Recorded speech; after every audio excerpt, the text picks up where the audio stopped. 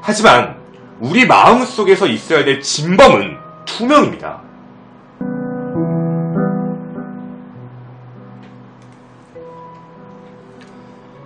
안녕하십니까, 우리 전국의 유튜브 구독자 여러분, 아프리카TV 시청자 여러분, 토요사건 팩트의 김원입니다. 오늘은 2017년 9월 30일 오늘 24번째 사건에 대한 이야기를 같이 시작해보고자 합니다. 굉장히 많은 사람들이 알고 있는 그런 사건이기도 하고, 아마 이제 제 방송 스타일을 그동안 보신 분들은 많이 아시겠지만, 저 인간이 뭔가 좀 묵직한 걸 하나 좀 던지려고 하는구나, 아니면 뭔가 좀 새로운 관점을 제시하려고 하는구나. 그리고 제목도 오늘 아직 끝나지 않았다. 제가 오늘 방송 끝 무렵에 마지막 여러분에게 꼭 전달하고 싶은 이야기가 있습니다. 거기까지 꼭 반드시 알아주시고 기억해주시고 생각해주셨으면 좋겠습니다. 여러분들에게 영어를 하나 던져보고 출발을 해보도록 하겠습니다. 혹시 매드더갱이라고 혹시 아시는 분 계시는지 모르겠네요. 매드더갱이라고 해서 뭐 보시면 아시겠지만, 뭐 매드는 미친 건가? 미치다의 뜻인가? 그리고 더갱이란 말은 뭐 강아지처럼 하는 무엇인가? 라고 생각하시는 분도 간단하게 있을 것 같습니다. 이게 바로 뭐냐면 상대방이 무언가 되게 화가 나도록 계속 쳐다보는 거예요. 일부러 계속 쳐다보고 있는 거죠. 그러다 상대방이 뭘 봐? 라고 얘기를 할 때 그걸 구실로 해서 싸움을 붙입니다. 시비가 붙었으니까 싸움을 하고 준비했던 흉기로 그 사람을 죽이는 고유의 수법입니다. 바로 이건 뭐냐면 미국 캘리포니아에 근거지를 두고 있는 되게 유명한 갱단 노르테 14라고 부릅니다. 바로 이 집단에서 굉장히 많이 하는 수법 중에 하나입니다. 미국 캘리포니아의 이야기인데 왜 오늘 컨텐츠로 이 이야기를 합니까? 라고 하실 것 같습니다. 믿기긴 힘드시겠지만 이 말도 안 되는 이 사건이 대한민국 땅, 그것도 도심 번화가 한복판에서 발생을 했습니다. 때는 1997년 4월 3일 목요일 밤 10시였습니다. 장소는 서울 용산구 이태원동에 있었던 메인거리입니다. 굉장히 사람이 많은 그 메인거리, 당시의 사진을 보여드리겠습니다. 바로 메인센터 거리에 있었던 이곳은 버거킹, 바로 이곳에 있는 화장실이었습니다. 이곳 화장실에 밤 10시경 한국인 한 명이 흉기로 피살된 채 사망한 상태로 발견이 됩니다. 지금 제가 띄울 사진은 영화의 사진이고 실제 사진이 아니니까 너무 놀라지 않으셨으면 좋겠습니다. 미리 말씀을 드리고 사진 띄우겠습니다.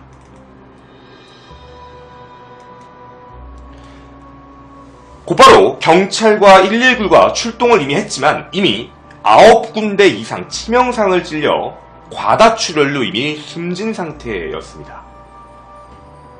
바로 이 사건이죠.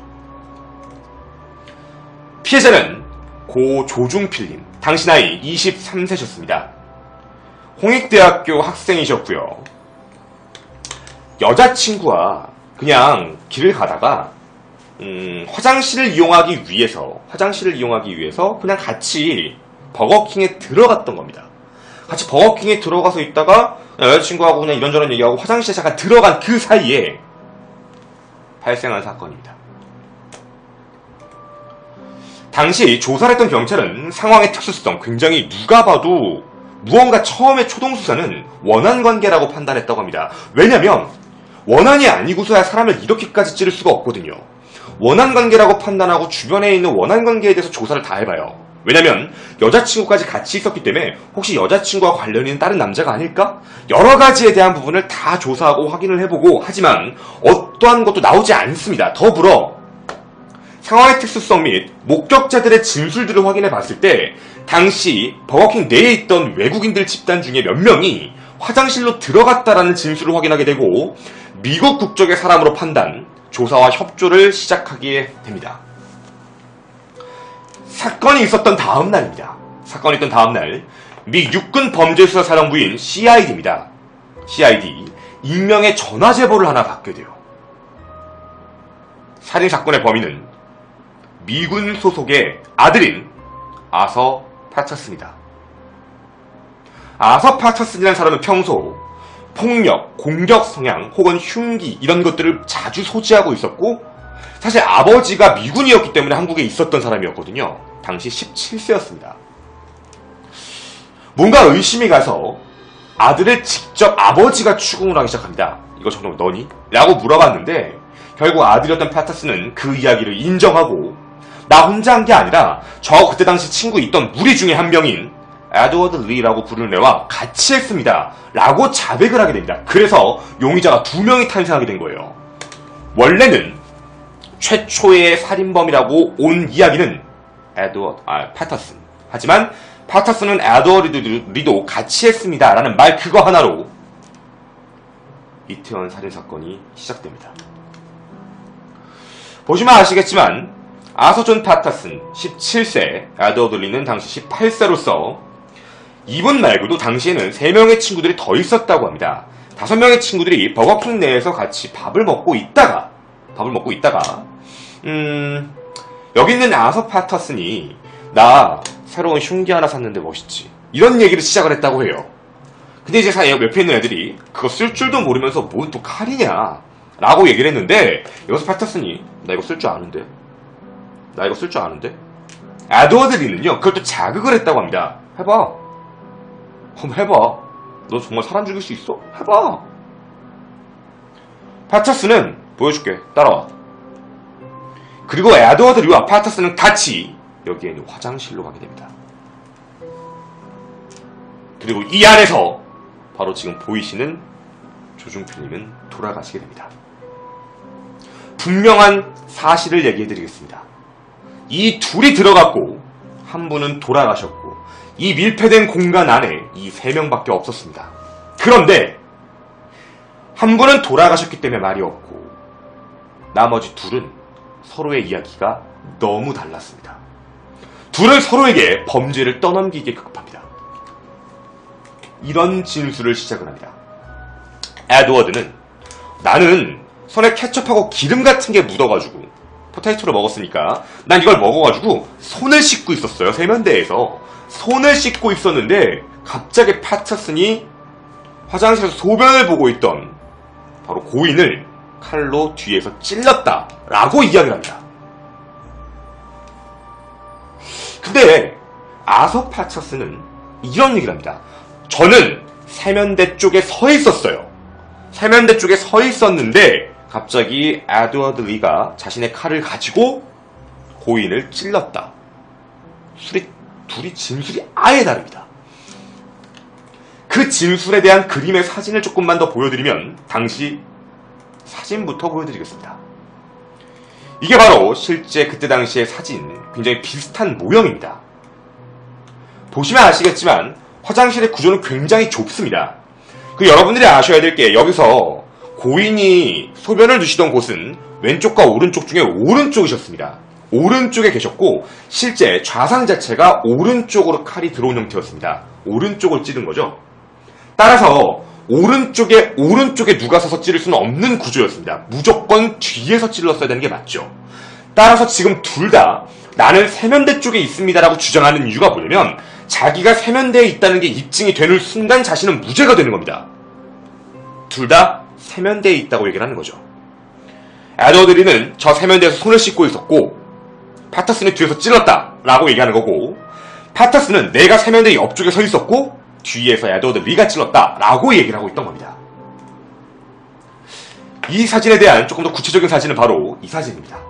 이런 모양으로서 기억을 해주시면 제일 좋을 것 같습니다. 왼쪽에 있는 게 아서 파터슨이 세면대 쪽에 서 있는 장면, 에드워드 리가 찌르는 장면. 오른쪽의 모습이 실제 에드워드 리는 손을 씻고 있고 파터슨이 찌르는 장면. 이렇게 보시면 됩니다.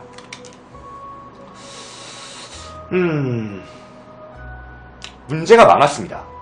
서로 이야기가 달랐고 무언가 누가 범인이라고 해도 무언가 그럴 수 있는 상황. 어쨌든 둘이 같이 찌를 수는 없으니까 말이죠. 그때 당시 초기 수사를 진행했던 초기 수사팀이 있습니다. 바로 김낙권 형사 1팀장님이신데 고인이십니다. 이분이 그리고 미군 범죄수사대와 함께 조사를 하고 발표를 합니다. 아서 패터슨이 범인이다. 그 사람이 범인인 이유는 뭐냐면 패터슨은 실제로 온몸에 피투성이로 다 젖었다고 해요. 온몸에 피투성이였고 더불어 손에 미국의 깽단 마크, 아까 보여드린 그 깽단 마크가 있고 그 수법 또한 깽단과 되게 비슷했다. 노르테와 되게 비슷했다.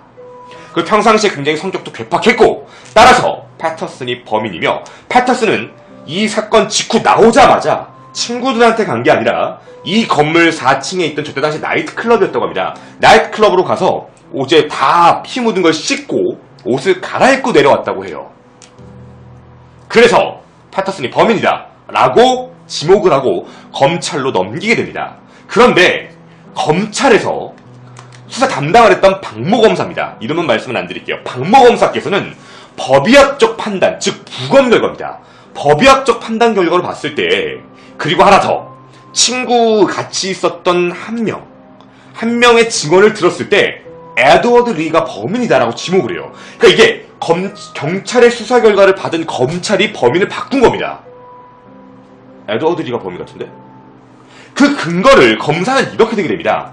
첫째, 키입니다. 키와 체격적인 문제예요. 무슨 소리냐면 상처를 봤을 때 피해자 조준필 씨는 키가 176cm였습니다. 키가 176cm인 조준필보다 가해자는 키가 커야 된대요. 왜냐면 칼을 이렇게 찔렀으니까. 수직으로 밑에서 위에서 아래로 이렇게 들어왔기 때문에 키가 더 클 수밖에 없다. 따라서 키는 무조건 더 커야 되는데 아서 패터슨은 실제 조준필 씨보다 키가 작았습니다. 키가 173. 그리고 몸이 굉장히 왜소했대. 반면에 에드워드 리는 키는 180에 몸무게는 105kg로 굉장히 건장한 체격이었다고 합니다. 그러니까 검사가 범인을 바꾼 이유죠. 피의자를 바꾼 이유가 바로 이게 첫 번째 근거였습니다. 분명한 건 173cm가 176cm를 뒤에서 위에서 아래로 칼을 찌르기에는 힘도 들어가지 않고 치명상을 입히기엔 쉽지 않다라고 판단했던 거예요. 그리고 근거 두 번째가 뭐냐면 바로 거짓말 탐지기였습니다. 거짓말 탐지기를 당시 10번을 시도합니다. 10번을 시도했는데 에드워드 리는 10번 모두 거짓말이 나옵니다. 10번 전부 다. 거짓. 당신이 사람을 죽였습니까? 아니요. 거짓. 전부 거짓. 반면 10번 물어본 패터슨은 전부 다 진실 반응이 나옵니다. 10번 모두 진실.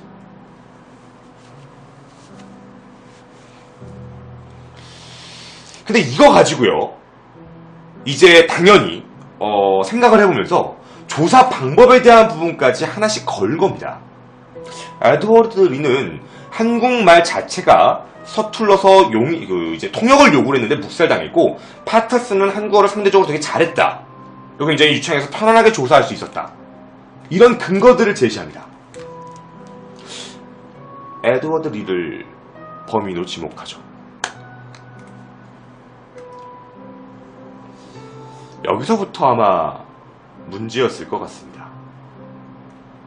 이상한 꼬임이 시작되거든요. 바로 그 이상한 꼬임이라는 게 어떤 거냐면 서울지방법원 그리고 서울고등법원은 검사의 기소랑 근거 자료를 인정을 합니다. 검사의 말을 믿고 구형을 합니다. 에드워드 리에게 살인죄를 적용해서 1심 재판부가 무기징역을 선고합니다. 하지만 곧바로 에드워드 리는 항소합니다. 왜냐면 나는 미성년이다. 무기징역은 말이 안 된다. 그래서 항소심을 거쳐 미성년자 즉 소년법, 대한민국 소년법이 있으니까요. 그 소년법이라는 걸 적용받아서 징역 20년을 선고받게 됩니다. 근데 이게 대법원으로 올라갔을 때 문제가 생겨요. 대법원에서 증거 불충분으로 파기환송을 합니다. 에드워드 리가 범인이라고 보기에는 뭔가 증거가 불충분하다. 따라서 다시 조사해라. 서울고등법원으로 다시 보냅니다. 근데 서울고등법원이 그걸 받고 조사를 하는데 증거를 못 찾게 됩니다. 해서 에드워드 리는 결국 무죄가 됩니다. 여러분 이게 왜 무서운 거냐면 검사가 기소했던 사람이 무죄 판결을 받아버렸어요. 상고심조차도 대법원 무죄까지 하고 모든 게 무죄로 끝납니다. 뭐라고 얘기했냐면 살인범일 수는 있지만 증거는 없다. 아서 패터슨, 여러분 이게 진짜 이상하게 꼬인 걸 얘기해 드릴게요. 살인범으로 기소된 에드워드 리를 무죄 판결을 하며 아서 패터슨에게 살인 혐의를 부과한 게 아니라 단순 흉기 소지로 유죄 판결을 내립니다. 실제 패터슨은 살인죄로 기소받은 게 아니에요. 불법 무기휴기. 그걸로 유죄 판결 받고 복역하다가 형 집행정지로 석방됩니다. 근데 이게 왜 미제 사건이 될 수밖에 없었냐면 에드워드 리가 무죄 판결로 받으면서요. 에드워드 리가 아까 무죄 판결이 나왔죠? 혹시 일사부재리의 원칙이라고 아십니까? 일사부재리의 원칙은 한 번 무죄로 선고받은 사건에 대해서, 범행에 대해선 두 번 다시 범행에 대한 범죄를 묻지 않는다, 처벌할 수 없다에 대한 일사부재리의 원칙입니다. 재기소 자체가 불가능했기 때문에 흉기 소지죄로 형을 받았던 패터슨밖에 없는데 얘가 갑자기 얘를 고소를 했지만 실제로 얘를 잡아야 되니까요. 검찰이 고소를 해서 얘를 잡아야 되는데 검찰이 패터슨의 출국 금지에 대한 연장 신청을 못합니다. 그 기한을 놓치고 깜빡하는 바람에 그대로 패터슨은 미국으로 도주합니다. 그래서 문제가 생겼죠. 에드워드 리가 무죄 판결이다. 그러면 이제 패터슨을 잡자. 패터슨은 일단 기소 혐의를 잡은 게 증거가 없으니까 불법 무기로 기소를 잡았는데 이거에 대해서 검찰이 패터슨을 수사를 하다가 출국금지 연장 자체가 깜빡하는 바람에 밖으로 나간 거죠. 나중에 밝힌 거에 따르면 당시 사건 담당 계장이 단란주점 뇌물수수 혐의 등으로 얽혀있어서 담당 검사가 경황이 없어서 그걸 놓쳤다라고 하더라고요. 이건 분명한 잘못입니다. 그렇게 사건이 미제 사건이 돼버립니다. 미제 사건이 아니었는데 미제 사건이 돼버리죠. 결국 이 사건은 에드워드 리 그리고 패터슨 전부 모두 다 무죄 판결을 받게 됩니다. 심지어 패터슨은 살인죄 기소조차도 없습니다. 당연하죠. 살인죄를 받을 수가 없는 게 이미 불법 무기로서 조사를 해서 얘기를 해야 되는데 조사를 할 방법도 없었던 거죠. 도망갔으니까. 이런 결론이 납니다. 둘 중에 한 명이 분명히 죽인 건 맞는데 누가 죽였는지는 알 수 없다. 공범이라는 것 자체도 무시했고 분명한 건 공범입니다. 한 명은 살인을 했고 한 명은 살인 방관, 살인을 도와준 사람이에요. 근데 둘 다 살인죄로 기소하지 않았고 처음에 왜 에드워드 리만 기소했는지도 이해가 안 가는 거예요. 이 사건에 대해서 무죄가 그리고 미제 사건이 된 이유입니다. 여기서 제가 잠깐의 제 생각을 조금 부여를 해서 얘기를 좀 드릴게요. 제가 왜 이 사건에 대해서 말이 좀 안 된다고 판단하냐면 첫째, 분명한 건 둘 다 사건 현장에 있었기 때문에 한 명은 살인자, 한 명은 공범입니다. 근데 왜 한 명에겐 살인 혐의를 씌우고 한 명은 공범 혐의를 씌우지 않았냐예요. 왜 검사가 그렇게 구형하지 않았지? 라는 생각이 첫 번째였습니다. 그리고 두 번째입니다. 물론 사람들마다 좀 말이 다를 수는 있는데 제가 아까 보여드린 사진 중에 바로 이 사진입니다. 지금 누가 어디 뒤에 있었다에 대한 얘기 중에 실제 당시 검사하셨던 분, 제가 그래서 직접적으로 검사 이름을 논하진 않았는데 키와 체격에 대한 얘기 하시더라고요. 에드워드 리가 범인일 수밖에 없는 이유는 176cm인 조중 필름보다 실제 아서 패터슨이 더 키가 작았기 때문에. 근데 3cm 차이입니다. 3cm 차이면 뭐가 문제냐면 신발의 높낮이에 따라 다를 수도 있죠. 신발의 높낮이에 따라서 분명히 이건 위아래가 다를 수도 있는 부분도 우리가 잊지 말아야 될 부분이 첫 번째고요. 두 번째는 뭐냐면 소변을 보는 사람은 다리를 모으고 보지 않습니다. 다리의 각도가 벌어지기 때문에 키는 상대적으로 내려올 수밖에 없어요. 물론 그게 몇십 센치씩 내려오진 않겠지만 어찌 되었든 약간은 내려올 수밖에 없죠. 그렇다면 그리고 하나 더, 9차례 이상의 이제 자상, 칼상이 있었는데 저는 그렇게 생각합니다. 실제로 이분이 돌아가신 위치를 보시면 지금 아시겠지만 왼쪽 소변기 밑에 쓰러지셨습니다. 거기서만 끝나는 게 아닙니다. 실제 사건 현장에 피입니다. 지금 보시면 아시겠지만 무언가 피가 세면대 쪽에도 묻어 있어요.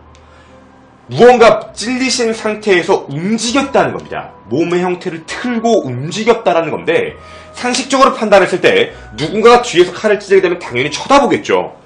쳐다보고 찌르고 비틀비틀거리고 누울 수밖에 없는 위치라고 쳤을 때 첫 번째 상흔 자체가 치명상이 아니라면 사람이 몸을 숙일 수도 있는 거죠. 사람이 몸을 숙이게 되면 위에서 아래로 누르는 부분에 대한 건 큰 문제가 안 됩니다.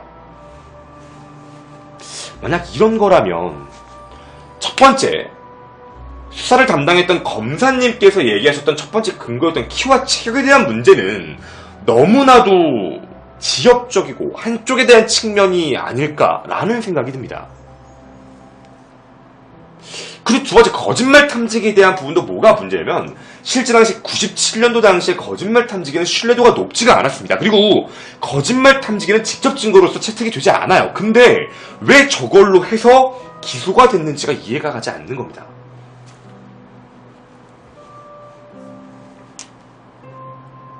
어쩌면 쉽게 끝날 수 있었던 사건일 수도 있는데요. 결국입니다. 꼬여갔던 사건, 무죄 판결을 받게 되고 그렇게 한국에서 떠나게 됩니다. 실제 아까 말씀드린 박 검사는 에드워드 리가 나중에 무죄 판결을 받은 걸 보고 회의감을 느끼시고 검사직을 사직하시고 변호사로 현재 활동 중이라고 하십니다. 아직까지도 이분은 에드워드 리가 범인이라고 믿고 계신다고 합니다. 반면 초동수사를 아까 진행했던 김낙권 형사님, 지금 고인이십니다. 2003년 교통사고로 돌아가셨는데 그때 당시까지도 패터슨이 진범이라고 믿고 있었습니다. 쉽게 얘기하면 대한민국의 검, 경이 다른 생각을 갖고 있다고 합니다. 경은 에드워드 리, 그리고 경은 패터슨, 그리고 검은 에드워드 리. 다르게 생각하고 있는 거죠. 그 이후에 패터슨은 LA에 있는 코리아 한인타운에 거주합니다. 계속 자기는 에드워드 리가 범인이에요 라고 주장을 합니다. 근데 웃긴 게 뭐냐면 이미 도주했잖아요, 여러분. 도주한 사람이에요. 따라서 도주한 사람은 찾아서 잡아야 되는 게 맞는데 계속 검찰은 못 찾는 사람이라고 못 잡고 있었다고 했는데 말이죠. 그것이 알고 싶다 팀에서 미국에 있는 합법 사설 탐정에게 수수료를 지불하고 에드워드 리를 찾아달라, 패터슨을 찾아달라 라고 얘기했는데 패터슨을 찾는데 얼마 걸리지 않았습니다. 바로 찾았습니다. 한 걸까요? 안 한 걸까요? 그렇게 패터슨은 한인타운에서 열심히 살고 있었습니다. 그리고 처음 용의자로 지목을 받았던 에드워드 리는 한국에서 가정을 꾸리고 가장으로 살고 있었습니다. 당시 재판으로 2년 정도 구금을 하고 있어서 자신은 큰 재산상의 피해를 받고 아직도 억울합니다. 저는 절대 하지 않았어요 라고 지금까지 얘기를 하고 있습니다. 아직도 자기는 억울하다 라고 얘기하고 있죠. 그때 당시 패터슨 2009년 기준으로 패터슨의 공소시효는 3년 남았었습니다. 미국으로부터 패터슨의 범죄인 인도에 대한 걸 요청한다 하더라도 재판할 시간의 문제도 있었고 이미 무죄 판결이 난 상태의 사건이라 실제 재판 자체가 힘들었습니다. 딱 새로운 증거가 나타나지 않는 한. 그런데 2011년 10월 10일입니다. 2011년에 새로운 증인이 한 명 나타납니다. 누구냐면 에드워드 리와 패터슨 그리고 최모 씨입니다. 이 사람이 다 누구냐면 LA 한인타운에서 셋이 만났다고 해요. 이 재판이 다 끝나고 LA 한인타운에서 만나서 이런저런 얘기하는데 그때 패터슨이 이런 얘기를 했다고 합니다. 자신이 여러 차례 조모 씨를 찔렀다. 그렇게 자랑을 하고 더불어서 한국 정부를 조롱했다고 합니다.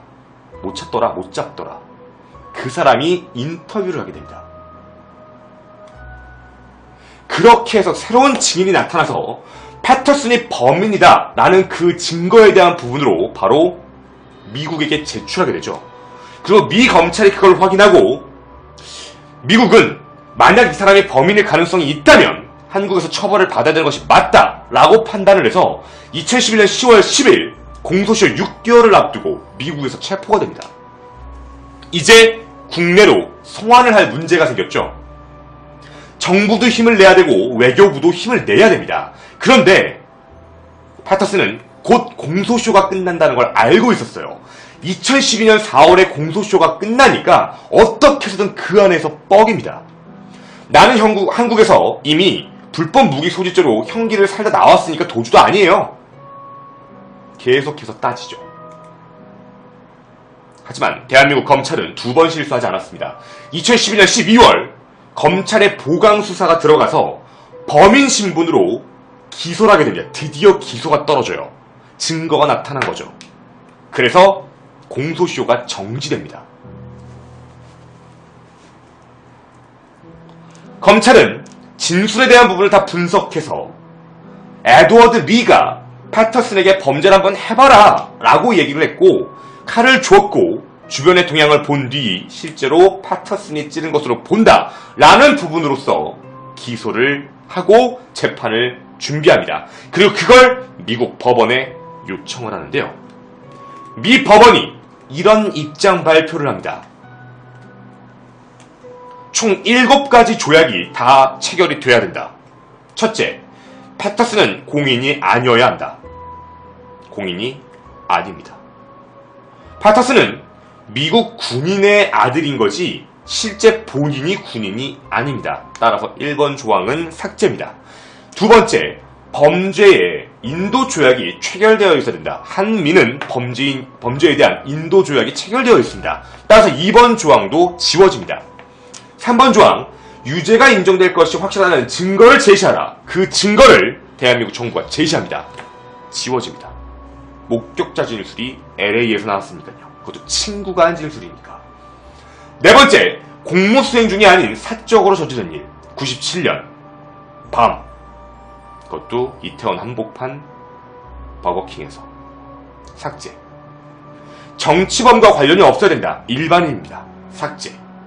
미국 법률상 처벌이 가능한 행위여야 된다. 가만히 있는 사람을 무참히 살해했습니다. 미국에 이런 법이 없을 리가 없겠죠. 당연히 삭제. 마지막입니다. 미국 시민을 송환하여 한국 법정의 심판에 세울 만큼 중범죄여야 한다. 살인죄입니다. 그것도 정말 사이코패스적인 묻지마 살인입니다. 미국 법원도 이거에 대해서 인정할 수밖에 없었습니다. 그래서 미국 법원이 얘기했던 7가지 모든 조항을 다 충족하게 되고 결국 2012년 10월 23일 한국으로 범죄인 송환 결정을 내리게 됩니다. 물론 패터슨은 결정이 내렸다고 곧바로 오지 않고 계속해서 인신보호 신청, 더불어 항소심 계속 소송을 걸게 됩니다. 하지만 미국 법원은 전부 다 그거에 대해 기각을 내리고 결국 2015년 9월 19일 미국 로스앤젤레스 법원 판결에 따라 미국도 송환 동의를 하고 법무부가 23일 새벽 4시 40분 존 패터슨을 미국 LA에서 인천국제공항으로 송환 예정입니다. 라고 하고 데리고 왔습니다. 결국 새로운 지인이 한 명 나타나 한국으로 송환됐죠. 이제 드디어 한국에 오게 된 겁니다. 도가내든 쥐죠. 바로 1심 중앙지법에서 재판을 시작하게 됩니다. 정말 재판에 대한 무서움을 실제로 보여줘야 될 시기가 온 거죠. 이렇게 얘기합니다. 패터슨이 에드워드 리가 범인입니다. 에드워드 리가 범인인 이유, 실제 에드워드 리는 자신이 유리한 진술만 자꾸 골라서 증언을 합니다. 패터슨은 저는 진짜 억울합니다. 결국 1심 중앙지법은 당시 수사관 그리고 그때 당시 조중필 씨의 여자친구까지 증인으로서 요청을 합니다. 그리고 여자친구는 자신을 비공개로 신문해달라라고 요청을 하게 되고 결국 비공개 신문을 받게 되는데요.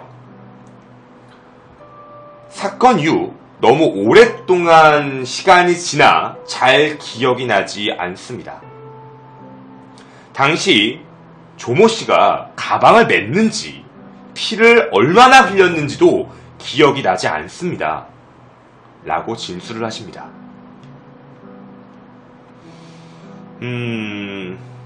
실제 여자친구분은 그때 당시 남자친구였던 분이 되게 처참하게 돌아가셨다라는 거 하나에만 굉장히 집중을 많이 하고 있었고 그 외의 상황들을 기억을 못 하시는 상황이셨습니다. 결국 아까 그림을 보여드렸던 별도의 세트장을 만들어서 실제 둘에게 재연까지 시켜보게 됩니다. 그렇게 시간을 하다 2016년 1월 29일 살인죄를 유죄 판결을 하고 패터슨에게 징역 20년을 선고합니다. 원래는 검찰의 구형보다 무거운 무기징역이 원래 내려왔습니다. 하지만 무기징역을 내릴 수 없었던 이유가 당시 97년도 당시에 패터슨은 17세였습니다. 17세, 즉 소년범이죠. 소년범으로 규정해서 소년범 최고형이 징역 20년인 건 우리 그동안 제 방송 보신 분들은 다 알고 계실 거라 믿겠습니다. 징역 20년을 선고하게 되고 곧바로 패터슨은 항소합니다. 그리고 결국 2심 고등법원으로 넘어가게 되죠.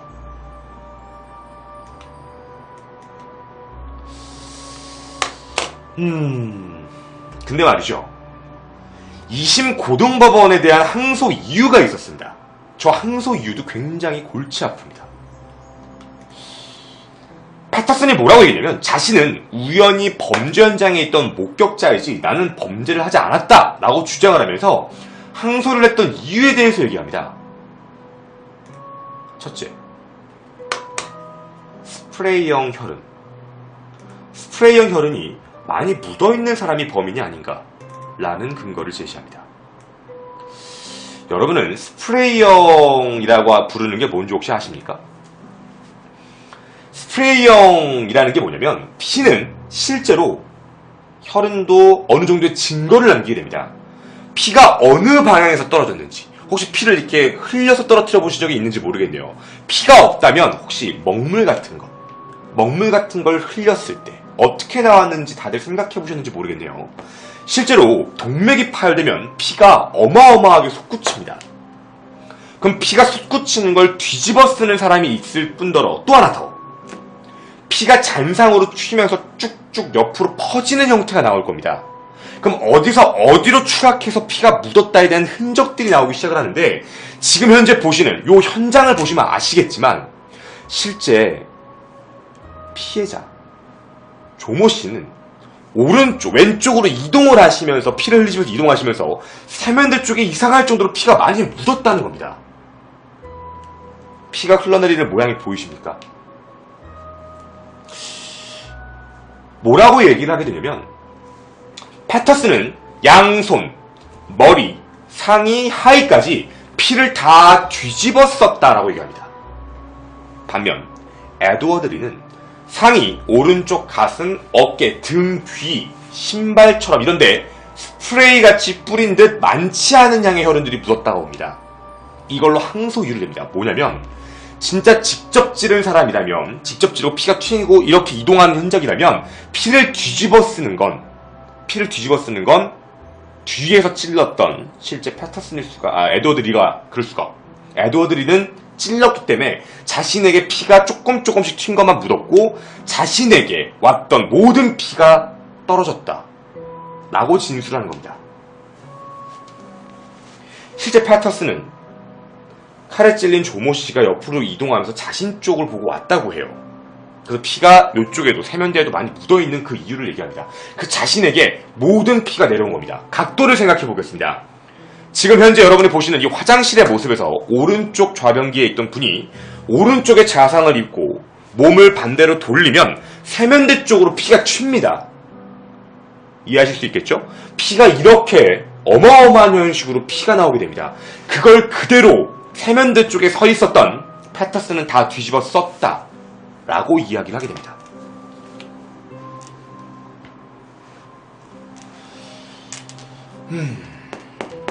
그리고 에드워드 리는 실제로 피가 그렇게 묻었는데 조금 묻었죠. 화장실에 가지 않았다고 합니다. 그리고 에드워드 리는 옷과 신발을 범행 5일 후에 국가기관에 제출을 했는데 이미 다 빤 상태였습니다. 따라서 확인이 불가능했죠. 그리고 항소 이유에 대한 두 번째입니다. 바로 거짓말 탐지기였습니다. 당시 논문에 따르면 실제 신뢰도는 96.7에서 99%까지 갑니다. 사람을 찔러 죽였냐는 질문에 10번을 물어봤을 때 패터슨은 진실이 나왔고 에드워드 리는 거짓이 나왔기 때문에 에드워드 리에 대한 건 분명히 의심해볼 만하다 라고 두 번째를 거짓말 탐지기로 제시를 하게 됩니다. 그리고 가장 무서운 말입니다. 항소 이유 세 번째입니다. 이거 실제 말입니다. 재미로 사건이 끝나고 나서요. 사건이 끝나고 실제 패터슨은 4층에 있는 나이트클럽에 가서 옷을 벗고 씻고 옷을 갈아입었습니다. 근데 아까 말씀드린 대로 에드워드 리는 그냥 나왔어요. 옷을 갈아입자고 그냥 나와가지고 당시 같이 있던 친구 3명 ABC에게 가서 이렇게 얘기했습니다. 낄낄대며 큰 소리로 우리가 방금 재미로 누군가의 목과 가슴을 칼로 찔렀다 라고 말을 했습니다. 다시 반복해드리겠습니다. 우리가 방금 재미로 누군가의 목과 가슴을 칼로 찔렀다. 낄낄대면서 에드워드 리가 말을 했다고 합니다. 친구 3명 ABC가 다 동일하게 얘기했습니다. 근데 제가 여기서 제일 소름이 돋았던 말 두 가지입니다. 첫째, 재미로. 재미로는 범행 동기입니다. 범행 동기죠. 재미로 죽였다. 이거보다 더 소름 돋는 거 하나. 눈치를 채시네요. 우리가 서로 각자들끼리 자신들이 아닌 상대방이 범인이다라고 얘기하는 사람들끼리 우리가 죽였어. 그래서 항소입니다. 바로 패터슨에 대한 항소 이유죠. 에드워드 리가 범인인 이유.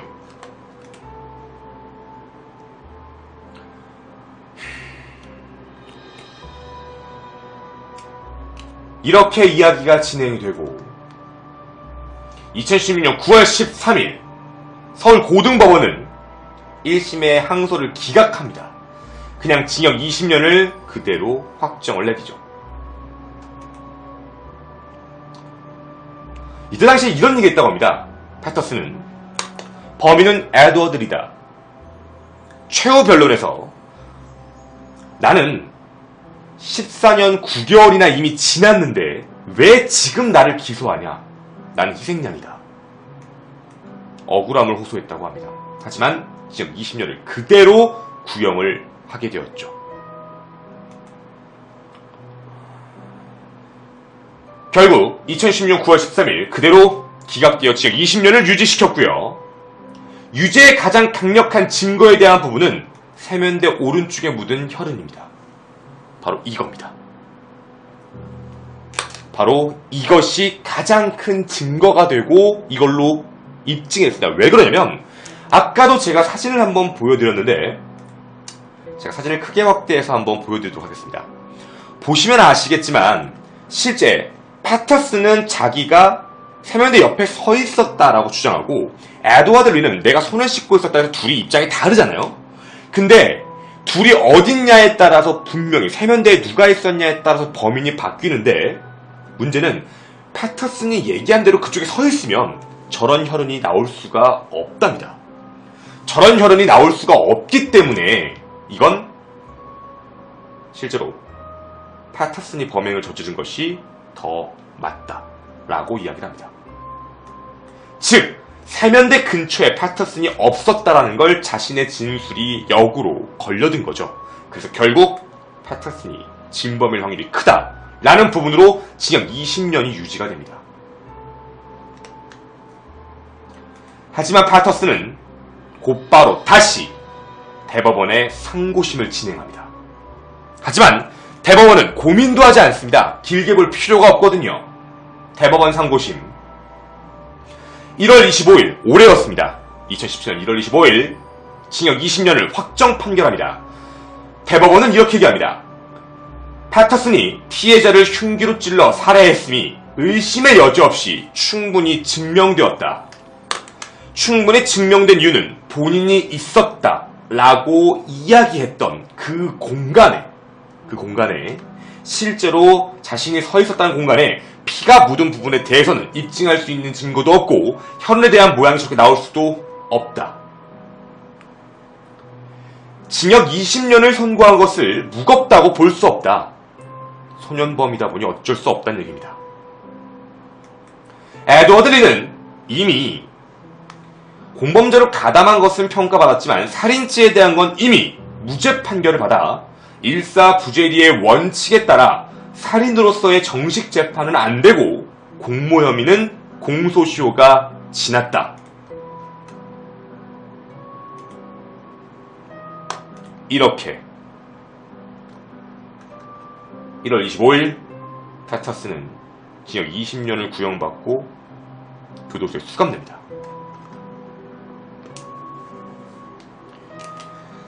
지금까지가 여러분이 보신 모든 이야기입니다.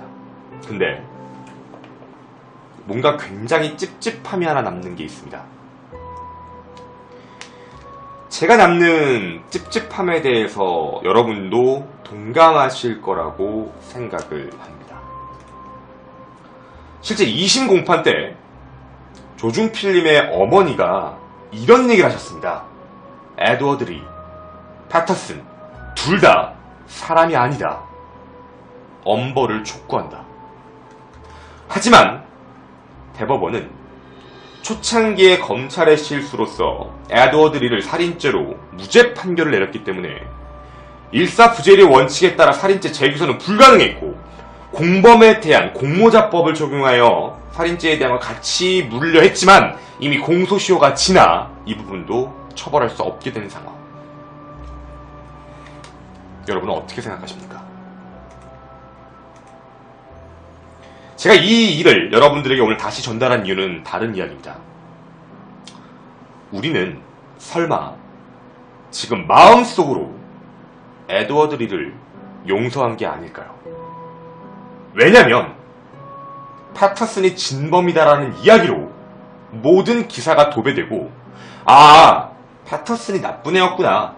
어떤 기사에 대한 댓글을 봤습니다. 와, 에드워드 리 불쌍하다. 그러면 괜히 친구 잘못 만나가지고 그렇게 오명받고 그렇게 살았네? 제가 오늘 이 컨텐츠를 진행하는 이유는 한 가지 확실합니다. 누가 진범인지는 법이 판단을 했지만 아직 누구도 알 수는 없습니다. 하지만 우리 마음속에서 있어야 될 진범은 투명입니다. 우리가 이 진범을 우리는 법적 판결하는 사람이 아니기 때문에 우리가 이 둘을 한 명은 살인자, 한 명은 공모자로 나눌 필요가 없습니다. 이 사건의 진짜 범인은 둘 다입니다. 에드워드 리는 대한민국 땅 안에서 되게 가정을 꾸리고 잘 살고 있다고 알고 있습니다. 아니요. 당신은 대한민국 법의 법망을 요리조리 피해 나간 정말 운이 좋은 공모자 혹은 살인범일 뿐입니다.